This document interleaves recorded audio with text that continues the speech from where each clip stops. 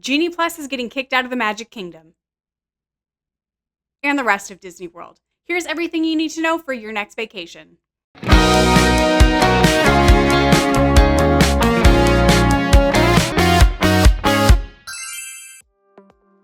Disney World's newest Skip the Line service rolls out on July 24th, and while it shares a lot of similarities with previous Skip the Line systems, there's a few things that you're going to want to know. The best way to explain the new system is to take a look at what we used to have. Disney's first Skip the Line service, known as Fastpass, was first introduced into Disney World parks in 1999.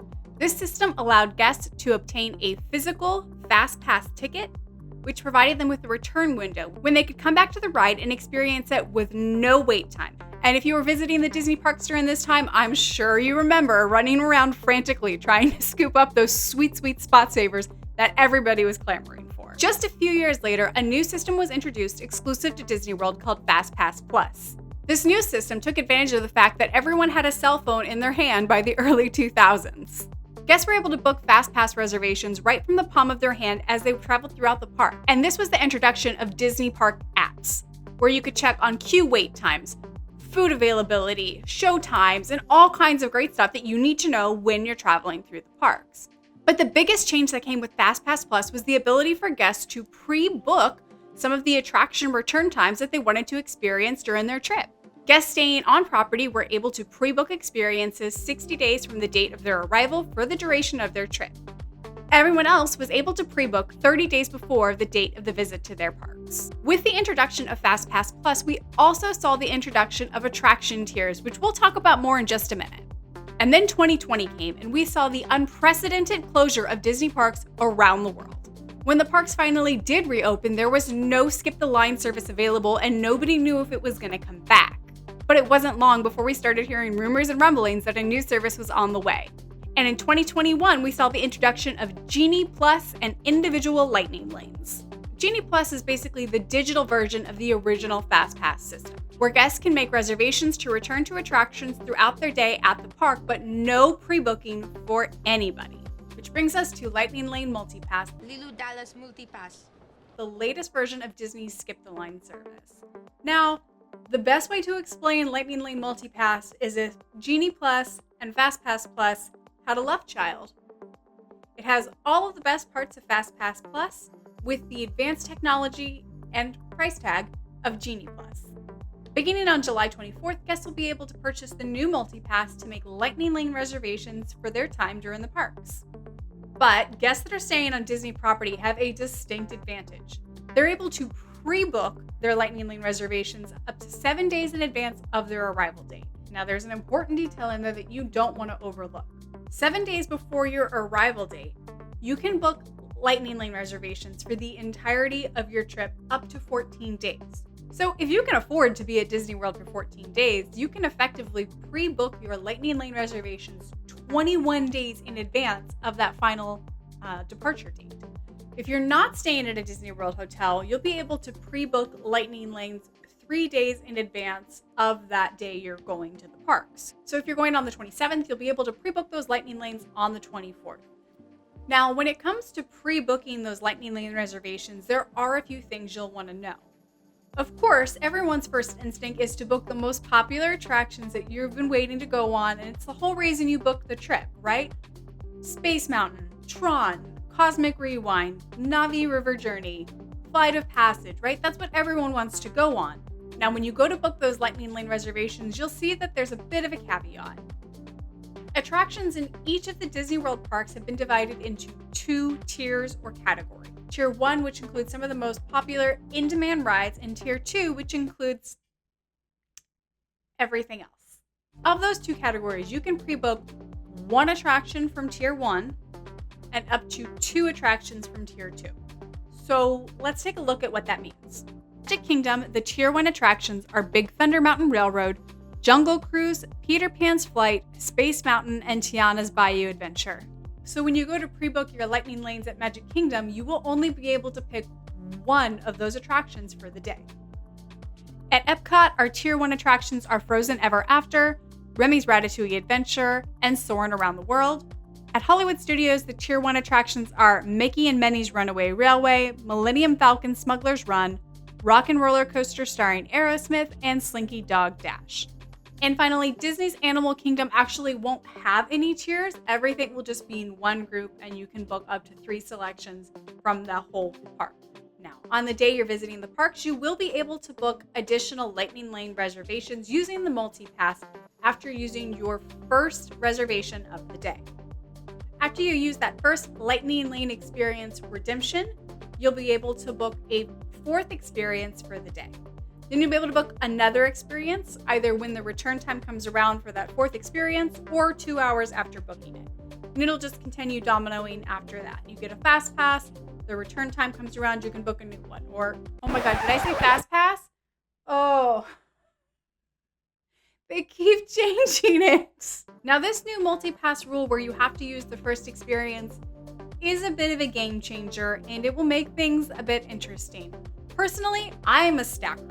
I like to stack Lightning Lanes all day on my phone so that when I go into the park in the afternoon, I can just and hit them all, go on all the attractions I want to go, and then boogie on down Main Street, as they say, the kids say. In addition to the Lightning Lane Multipass, we're also seeing the introduction of Lightning Lane Single Pass, which is basically the same thing as the individual Lightning Lanes that we saw with Genie Plus. These are individual attractions, up to 2 per park, that are not included within the... I really wanted to say Genie Plus. They're not included within the Lightning Lane Multipass and have to be purchased separately. Guests are able to purchase up to 2 Lightning Lane single passes per day. These can also be pre-booked or pre-purchased at 3 days before your visit to the parks or 7 days before your arrival if you are staying at a Disney World hotel property. This includes Seven Dwarfs Mine Train and Tron Light Cycle Run at Magic Kingdom, Guardians of the Galaxy Cosmic Rewind at Epcot, Star Wars Rise of the Resistance at Hollywood Studios, and Avatar Flight of Passage at Animal Kingdom. Pricing for the Lightning Lane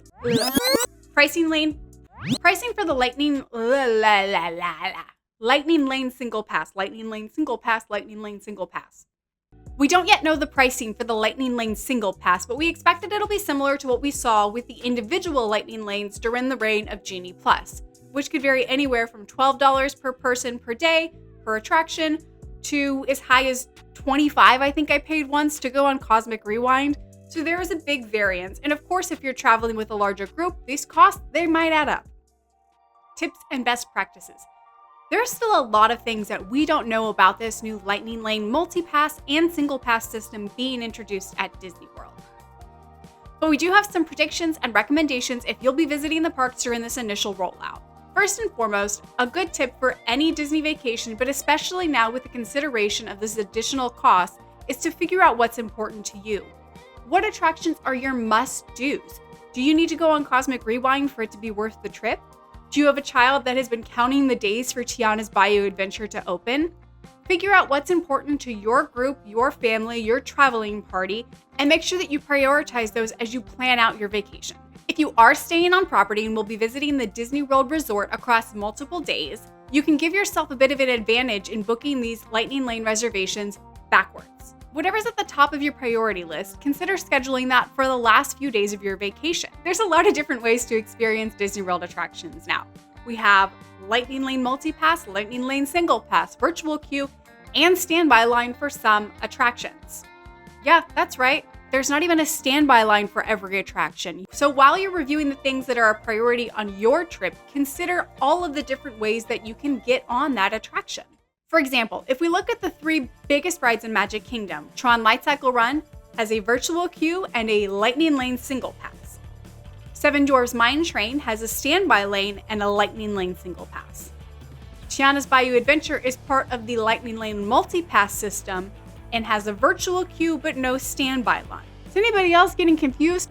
Now, as you're planning your day in Magic Kingdom, you can book the Lightning Lane Multipass and you can book up to 2 Lightning Lane individual passes. I would first purchase the Lightning Lane Multipass, securing a reservation for Tiana's Bayou Adventure.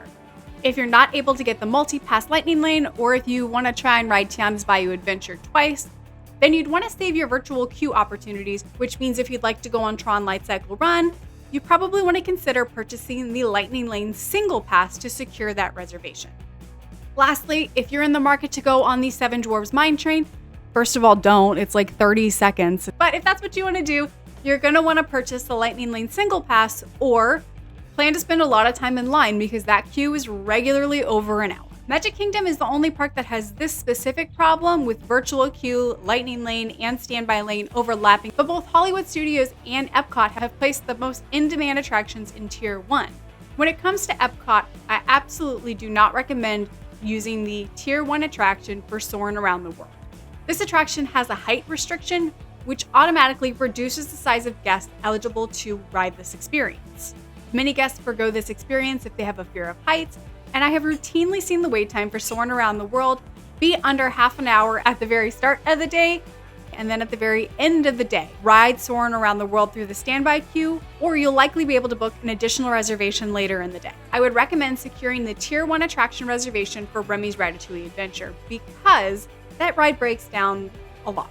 The last thing that you want is to wait an hour, 2 hours, who knows with that ride, in the standby lane to experience Remy's Ratatouille Adventure, only to get halfway through in the blazing heat of the Florida sun and be told that the ride is broken.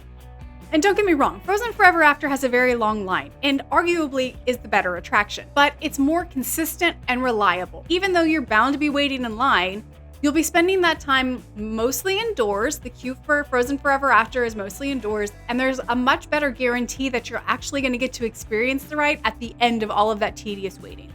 Plus, it's in Norway and there's a beer cart nearby, so you can have a line beer, which, is a plus. In Hollywood Studios, your Tier 1 attractions are Mickey and Minnie's Runaway Railway, Millennium Falcon Smuggler's Run, Slinky Dog Dash, and the Rock and Roller Coaster. Right off the top, I'm not going to recommend booking Smuggler's Run as your Tier 1 attraction. While it's a great new and fun ride, it doesn't usually have the same wait time as some of these other attractions. And honestly, it's pretty similar to Star Tours. So if you don't get on Smuggler's Run, just go do Star Tours. That leaves us with Slinky Dog Dash, Rock and Roller Coaster, and Mickey and Minnie's Runaway Railway.